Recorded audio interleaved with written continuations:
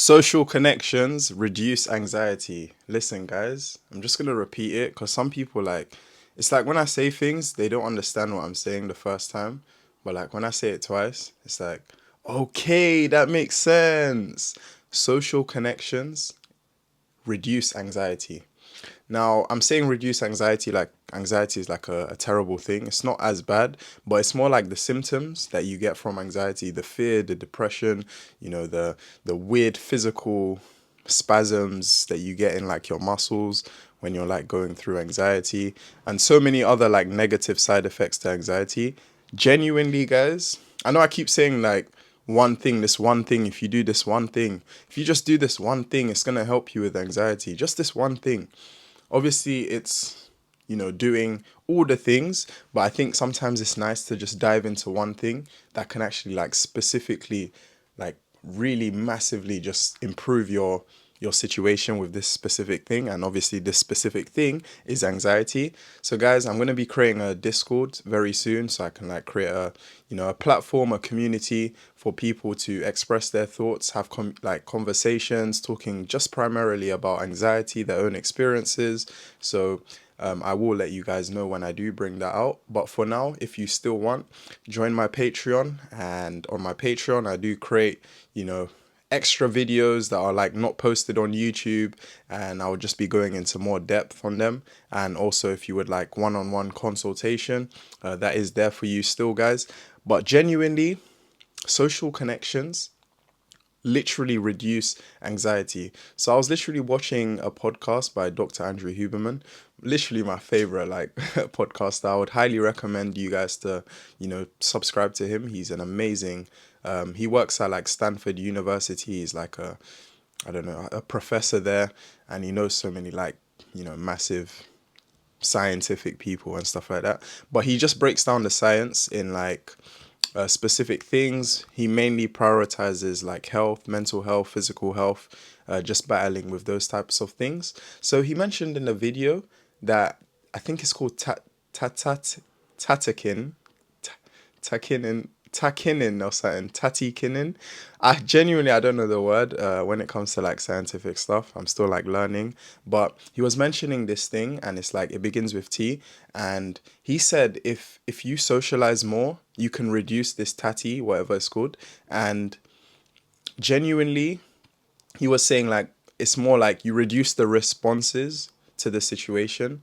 And how do you do this? By having social life. And if you avoid like having, friends, people that you trust, that you can talk to, if you avoid situations like that, or you go through a season where you're not having as much experiences speaking to as many people that you can trust and, have a conversation with. Because I think it's very important that I'm not just saying you have people you talk to just on a wide spectrum, on a general consensus, because if you're just talking to people, some people might be, manipulating you. Some people might not have your best interest at heart. Some people might not be giving you 100% when you're, speaking to them. Some people don't care about your emotions or what you're going through, so they're not sympathetic or empathetic. So genuinely choosing, or identifying the friends that you trust, and, opening up, having conversations with them. If you're avoiding this, you're literally increasing your chance of having fear, having doubt, worrying, stressing yourself out, having anxiety in social settings.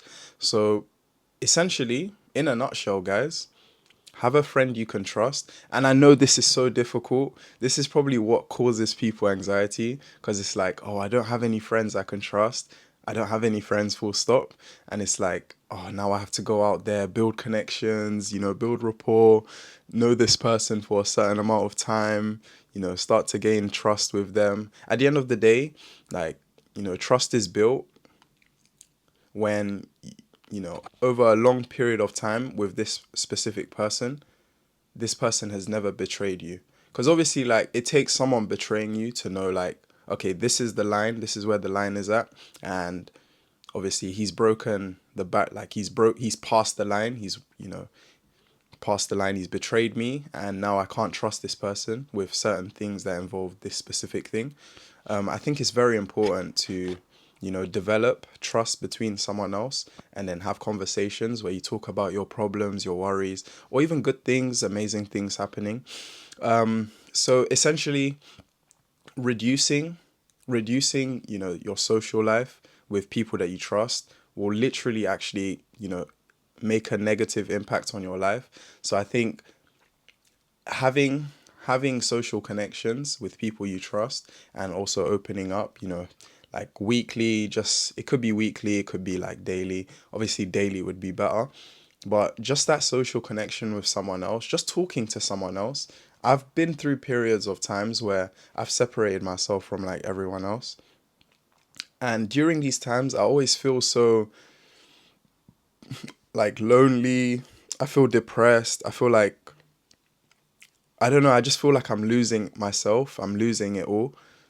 As opposed to like, let's just say I'm still going through that experience. Let's say I'm lonely, etc. But then, a friend calls me, tells me, oh, let's link up, and maybe several friends will be there.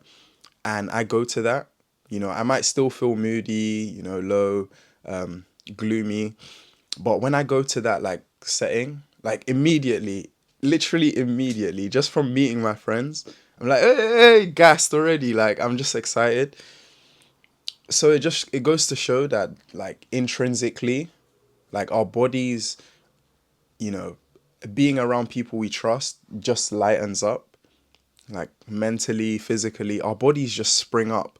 It's like, it's so phenomenal. It's literally phenomenal. Like, it's crazy how our bodies respond to being in certain environments and also around certain people, because you would have never known this if you didn't take the action. You would have still been I would have still been gloomy. I would have still been down, depressed. And remember what I was mentioning in the video I made yesterday? I spoke about, compound interest. And if daily you are, putting yourself down, gloomy, maybe not even putting yourself down, but just having like thoughts that are like negative, or you just feel depressed, down, anxious, you always, or worrying about the future or the past, something that's happened, prior, or something that's, about to happen. If you just keep getting these anxious thoughts consistently over a long period of time, even a short period of time, that will affect you and your mental health. That will make you more anxious in like social settings. That will make it harder for you to open up.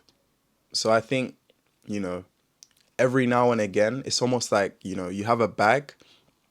You know what I mean? Like you have a bag, and this bag is heavy and there's so many things in it. Let's just say metaphorically, this bag is like in your brain, and in your brain, this bag has so many like heavy things in it, and it's full, but it's full of things that are non-essential, things that are not important. What you want to do is to deload this bag. I mean, at the end of the day, you put in the work to make that bag heavy, so you just need to put in the work to make the bag lighter. But as you're making the bag lighter, guys, it becomes easier. As you're making it heavier, it becomes harder. Like you feel more, constrained. You feel more like, restricted. You feel more like you're trapped almost when you have this big bag, because you can't go anywhere with this big bag. It's just too heavy. You'll get back pains and stuff like that, or even mental pains. Obviously, I said metaphorically, but as you're deloading this bag, you're making it easier for yourself. As you're speaking to people, communicating, giving hugs, handshakes, looking at people, making eye contact. As you're having these social connections, talking about your experiences, listening to your friends' experiences, giving advice for them, hearing advice.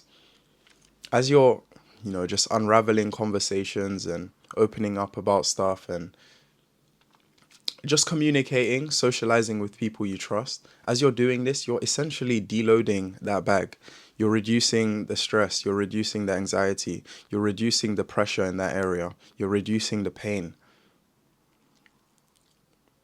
How do you, like, a question for you, how would you deload your bag? What would you do differently? Because most of us, we know the answers. Like genuinely, most of us know the answers. we're all kind of like logical in a sense. We all think logically. We just sometimes act very emotionally. It's like we know all the stuff we need to know. We know the concept of, reducing anxiety symptoms. We don't know how to act in the right way emotionally. So we don't know how to separate our emotions from the logical reasoning and actions that we can take to actually like prevent us or even like reduce the pressure in that certain, circumstance that we're in. So it's just about deloading essentially. Anxiety symptoms, anxiety disorders, panic, all these things like that people get, it can all be reduced just by taking actions and deloading. And how do you attain this? The best way I would say is having like a social life. Like even right now, just listening to me talk to you, I know I'm not like talking to you like I'm on my, like I'm looking at my camera. I'm not looking at you guys. I'm like literally looking into my lens. But having someone to talk to, so like let's say you came and you did a consultation or a mentorship with me, and I spoke to you every day, and I made sure that I kept you in check and asked you questions, gave you things to do, saw if you done them, and you spoke about these things and your experiences and what was challenging, what was easy, what helped, what didn't help. And we just kept like talking and talking and talking, let's say 1 hour, 2 hours. I just essentially, I'm deloading all that stress, all that pressure from your mind because you're learning how to tackle this problem that you face. As we learn, obviously, and implement, I think learning is great, like, studying and reading. Learning is amazing. But as we learn, and then we also implement what we've learned. So we take notes and then we take the actions. Let's say gratitude journaling, you know, it's all great to know how to gratitude journal, but are you actually doing it? Are you sitting down, writing things in your notepad? I think like all this gratitude, it's just being thrown, like the word gratitude is just being thrown around in today's society. A lot of people talk about like gratitude and stuff like that, but are you actually grateful for the things that are like important to you in your life? When was the last time you was grateful for your eye? Like when was the last time you was grateful for friends? A lot of us, like, we have great friends around us that we can trust, but we'd rather be around the friends that don't really help us. We'd rather be around the friends that are not actually improving our lives, that are putting us in more of a, responsive state, because we see them being very responsive and we kind of like, we get a dopamine rush from it. There's certain friends you have around you that they're very sporadic, they're very spontaneous, they're very, excitable, and it can lead you to, either having a high heart rate. It's good to be around these friends if like you can trust them and stuff like that. But the ones that are like more risk takers, like, like doing goofy things and trolling the public, like those type of friends, like, okay, you want to be around them because they excite you and stuff like that in the moment. But there's friends out there that, they have the same maybe energy levels, but they choose cautiously when to be excitable. They choose cautiously when to always be talking, when to always be speaking, and they listen to you. I think listening, like balancing listening and talking, is very important. A, a lot of people with like anxiety, they want to talk, but they're not being listened to. Most like people just don't give them the opportunity to talk, essentially. And I've encountered this experience in my own like personal life, and it is really it's really difficult, like not having the voice to be heard, not being able to just, speak out honestly about the situations that you face and the problems you face. It's difficult to do that, I'm not gonna lie, especially when it's to people that don't want to listen to you, that don't want to hear you out. But why be around these type of people that don't want to hear you out, don't care about your life, don't care about the problems you're going through, don't care about the good things that are happening in your life? It's just all about them, them, them. I think, yeah, avoid people like that. Avoid people that are self-centered. Always, it's great to look after yourself and love yourself and, improve your health and physical health, family and stuff like that. But if if we've both left our house to like meet each other, or if like if we're on a phone call or however you communicate with these type of friends, and if you're this type of person, I'm not like, having a go at you. Learn from this, implement it into your own life. Because you probably have friends around you that want to listen to you. You probably have friends that are going through problems, but they keep it all in because they know that you're probably not the best person to talk to about this situation. You're probably not gonna care. You won't go into depth with the situation they're going through. You will just how some people just brush people off. Like you tell them a seriously bad thing that's happening, and they're just like, "Ah, sorry, man, you'll be all right." They just brush you off. They're not like, they don't ask questions about the situation. Like, I'm the type of person, as you're telling the story, I'm just thinking of questions. I'm like concerned about what's happening. Like, I'm trying to tackle the deep root. I truly do believe the best way or the best solution to a lot of problems for people is if you speak to them and just ask them a lot more questions. Eventually they will find the answer themselves. I think asking questions is like the next level. It's all great to like have conversation skills and stuff like that, but are you asking questions? Are you asking the right questions? Because some questions could be people's answers. Literally, you could ask so many questions that like these questions are literally answering the question. Like they will be answering their own question. Like how could you resolve this? What could you have done differently? How did you feel in this certain time? You just get a better feel of the person's situation, what their thoughts are, what types of actions they make, etc., etc. You get a way better feel for what that person is experiencing when you ask, more in-depth questions about the same like topic or problem that they're facing, as opposed to just asking simple questions like, I don't know, I can't really like just a simple question. Questions are great in general, but some people just ask really simple questions and they don't like dive deeper into the actual problem, because you have to dive deeper into the problem, and rather than just touching the surface, you need to go deeper. Like a lot of people, they ask a lot of wide questions and then you leave the conversation feeling like, you know what, I didn't actually like I didn't learn anything. I can't even remember anything we just spoke about. Like you spoke about your name, what's your favorite color? What did you do? I don't know, just some random topics that have no relevance to the problem that I'm facing, as opposed to going deep into one thing. Like I could ask you 100 questions about one simple thing. You could have said I ate an avocado yesterday, and I'll ask you so many questions. It depends on my day. Obviously, I'm still a human being, and sometimes I have things that I have on my mind and stuff like that. But I try to genuinely be there for friends and ask questions when I'm, in that vicinity. Obviously, if I'm playing football, I'm not gonna be like running next to you, like, oh, what happened yesterday? Oh, okay. Like, obviously, time and place. There's a time and place to do everything. But I truly do believe that improving your social life, having friends that you can trust and talking to them regularly will massively reduce your anxiety symptoms. Can I prove this?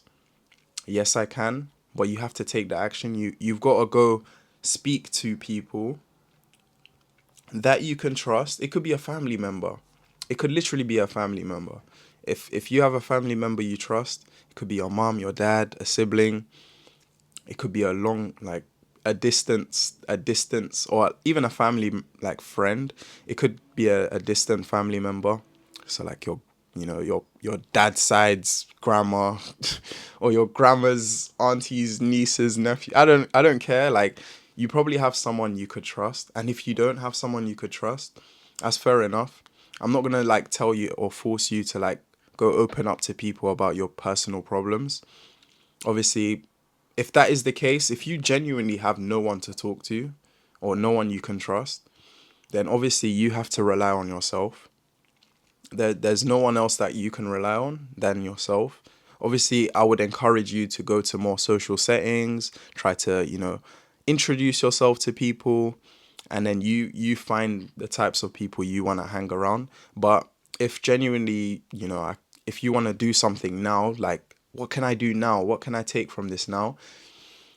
I feel like journaling your thoughts is very important. Asking yourself questions and then answering them. So like writing down, okay, I'll give you a specific like example. It's not like it's still theoretical, like it's not a real life scenario. But let's just say let's say for example, you have a problem in your mind, and this problem, let's just say let's say you live in America and you have to pay for,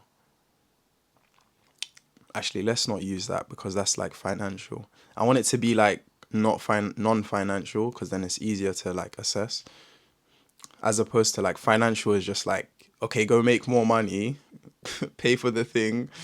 Yeah, that's literally it. But so essentially you could have you could have a problem in your mind. Let's say you had a childhood experience, like a childhood trauma that keeps on replaying in your mind. Let's just say, your dad shouted at you as a child and it really infringed on your life. That specific time he shouted, or, numerous events of this event happening, your dad shouting at you. Let's say that was your problem. This is your problem. Your problem is your dad shouted at you. What could you do without, social, or let's say you don't have social. Sorry guys, I always like hiccup while I'm talking. It's weird. Like, if you know the fix to this, help to like comment down below. But let's say you don't have any friends or family members that you can trust to talk to about this problem that, keeps replaying in your mind. Your dad used to shout at you as a child and it caused PTSD. Write that down. Write down on a piece of paper. Literally write down on a piece of paper. Thought, colon, dad shouting at me as a child. Just write that down.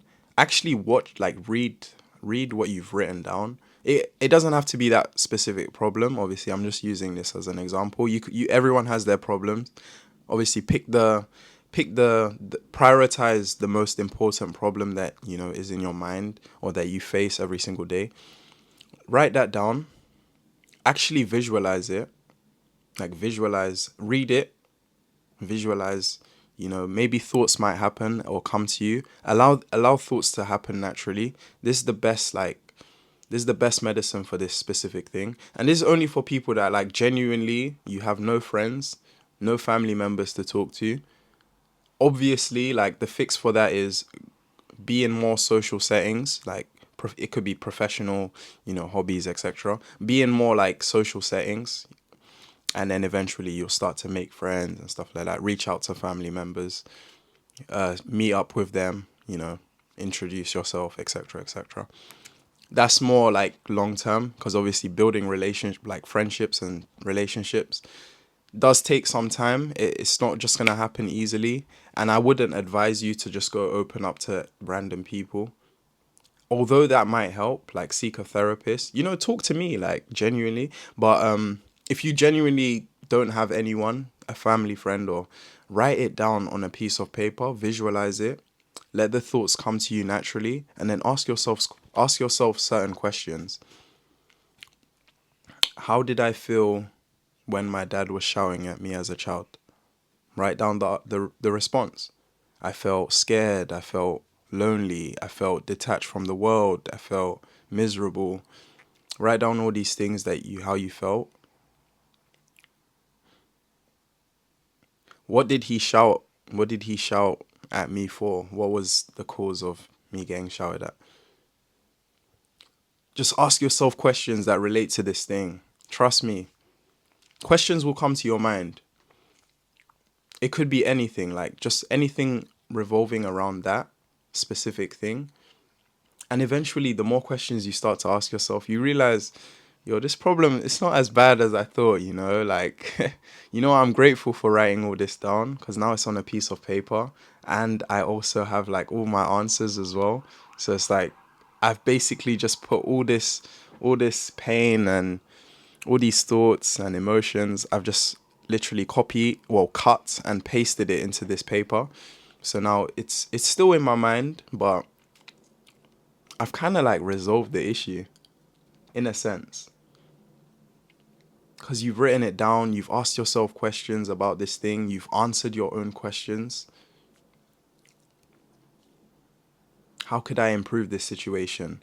What could I do to reduce the thoughts or reduce the negative emotions I get from thinking about this? How could I associate this to something that I could be grateful for? Just ask yourself questions. These are just like examples that you could use. Usually, like, what was your thought process on that situation? What could you do to improve the situation? How was you feeling at the time? Just questions like that would usually help, because then as you're answering the question, you're kind of like finding the solution by doing this without anyone's help, but also like speaking to someone that is concerned about your situation, that asks these type of questions. It's really hard, like, at the end of the day, to find people that like genuinely are concerned about your problems. Most people are so fixated on their own problems that they can't be there for someone else whilst they're going through their own problems.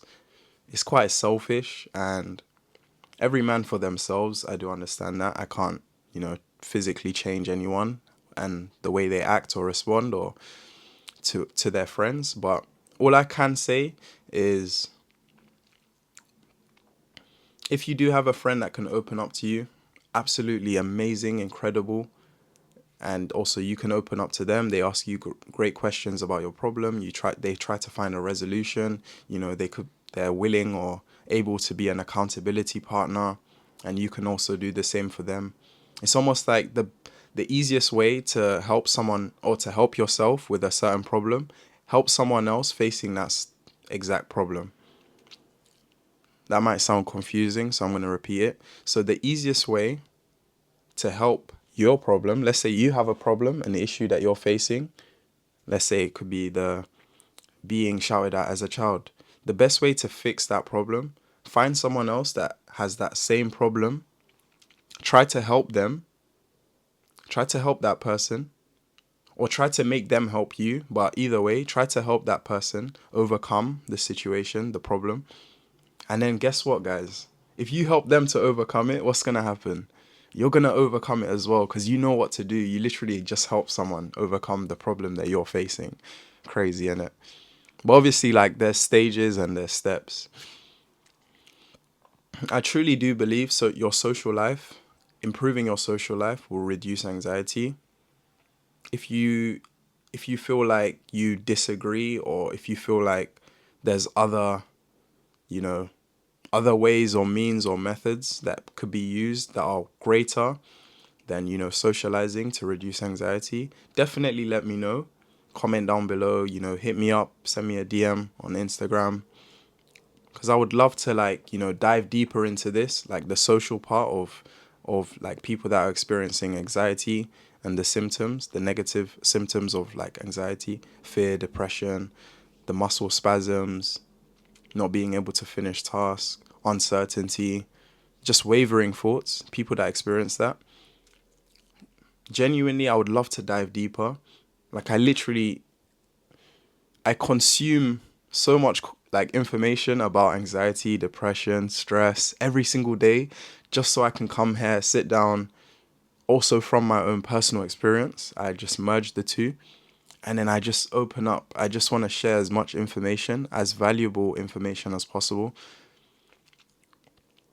I think the most important thing for people that are going through anxiety genuinely is having someone that cares, talk to them, every now and again. That's all people, genuinely, people with anxiety, like anxiety problems and issues, they just need someone to talk to that can, tell them the right things or ask the right questions. Like, if it's anxiety about a good thing, like you're anxious, you have a university, whatever, and you're anxious, whatever, having a friend that can, you know, ask you the right questions to like improve your self-belief, your self-confidence, or even, you know, inspire you, or, you know, motivate you, or lift you up in a way that encourages you to be more confident when that time arises, or even prior to that time arising, so that you think less about or worry less about this thing. Because it, like, at the end of the day, it's more just thoughts, emotions, responses, like physical responses, like facial expressions. At the end of the day, that's all anxiety is. Anxiety is just a thought, a response, like an emotion, an action, like a trigger, like body language. It's just all responses, guys. Your responses to your environment, your behaviors, your thoughts, and your actions. So it won't be easy. It's not going to be an easy journey. Like, you didn't get anxiety from day one. You got anxiety over a long period of time. Well, not got anxiety, but you get anxiety every now and again, the symptoms of it, from a long period of time. Over just the first time you did it or experienced it, then it happened the second time, then it happened the third time, fourth time, and so on and so forth. And now, obviously, it's become unbearable for some people. For other people, it's bearable at times and unbearable in other times. For me, like, personally, I I would say, like, in massive public settings, like, you know, holding a microphone, speaking to all these people, making eye contact with them, you know, also speaking without, well, speaking with clarity, like, so everyone can understand what I'm saying, and also speaking with confidence, loud, you know, everyone needs to know that I'm the one talking, etc. Those are usually, like, that's probably my weak spot, I would say, for like anxiety. That's usually when I can sense anxiety at its highest form. But like speaking to like a few people, like a group of people, absolutely fine. Like, I don't have any issues with that. But it all started with speaking to one person, having friends over a long period of time, you know, even just speaking to a group of friends, and then that group of friends becomes bigger, and then now I can speak to a group of strangers, and now I can speak to a large audience of strangers, and then eventually, obviously, I want to like go to like massive conferences and stuff like that and speak to many people, almost like TED Talks. It's just about starting small and then working your way up. Stop trying to like just make a massive impact right there and then think your life will change for like forever. Like I always say, anxiety is not a bad or good thing. Well, it could come in shapes or forms of both, but the way you respond is very important. Almost like stress, the way you respond to something that could be stressing you out. Some people literally laugh when they get bills. Other people shout and get angry. Other people literally cry. So it's just about the way you respond to certain things. Some people get a thought in the past of a negative experience, and when this thought arises, some people cry, some people shout, get angry, storm off, bang their door. Other people are happy, excited. They're grateful for that situation happening. They let it occur to them naturally. Some people are just calm. They no emotion, just calm, take a deep breath, allow the thought to go naturally. So, what type of person are you? Are you very responsive? Like, are you erratic? Are you quick to act to an emotional negative emotion? And act like, taking an action is good if it's the right action, but taking the wrong action, like shouting or stressing yourself out even more or worrying more about it, that's the wrong action. So what type of person are you, and what type of person do you want to become? Because you have to make that decision. Like I always say, I can't make that decision for you. I can't physically make you breathe or journal or socialize with people.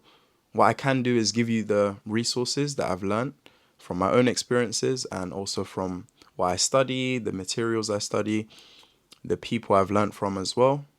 and then share that experience with you so you can make that decision to, overturn the negative feelings or symptoms that you get from anxiety. So, guys, check out my Patreon. I will, like I said, be making a Discord in the near future, so stay tuned for that. It's been your boy Paul Khadar. I love you guys all, and we out.